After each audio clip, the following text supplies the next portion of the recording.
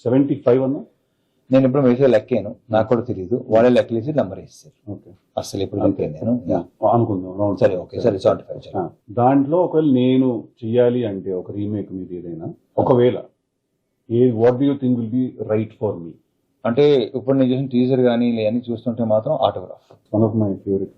Autograph చేస్తే బాగుంటుంది. నాకు అది ఎంత ఇష్టం తెలుసా, నాకు అర్థం ముందు నుంచి దువ్విన సరే దువ్వట నాకు చాలా ఇష్టం. దీంట్లో మాస్టర్లో కొన్ని నాస్టాలజిక్ థింగ్స్ కొన్ని ఉన్నాయి.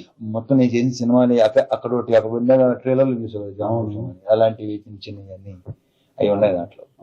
నీ దాంట్లో ఏంటంటే ఆల్మోస్ట్ నేను యాక్చువల్లీ అలాంటి క్యారెక్టరైజేషన్ చేశాను, కానీ నాకు టిల్లులో 1లోన లేవు అలాంటి.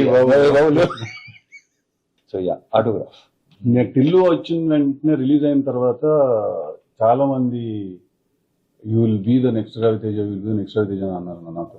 I felt very happy because మీకు తెలుసో తెలియదు, మీకు తెలియదు అంటారు అలా అంటారు, కానీ నెక్స్ట్ అనేది ఉండదు. నీ ప్లేస్ నీదే, నా ప్లేస్ అంటే నేను దాన్ని నీ ప్లేస్ లో వెళ్ళాలి, నా ప్లేస్ లో నేను ఎప్పుడు దాన్ని ఎలా కన్సిడర్ చేస్తానంటే, నన్ను ఎవరైనా ఎవరితో పోలిస్తే నేను ఎలా దాన్ని తీసుకుంటానంటే, యాస్టీస్ తనలో అవుతాను కాదు, మార్కెట్ మీద కానీ ఇండస్ట్రీ మీద కానీ ఆ మంచి క్రియేట్ చేసిన ఇంపాక్ట్ నువ్వు కూడా క్రియేట్ చేస్తావు అనే పర్స్పెక్టివ్ లో తీసుకుంటా నేను.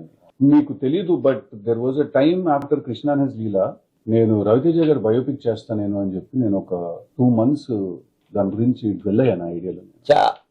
అస్సలు అమ్మతోడు. అదే బేసిక్ ఏంటంటే బయోపిక్స్ కొన్ని మనం నెగటివ్ వేర్ దాంట్లో అవి కూడా ఉండాలి, అవే ఉండాలి.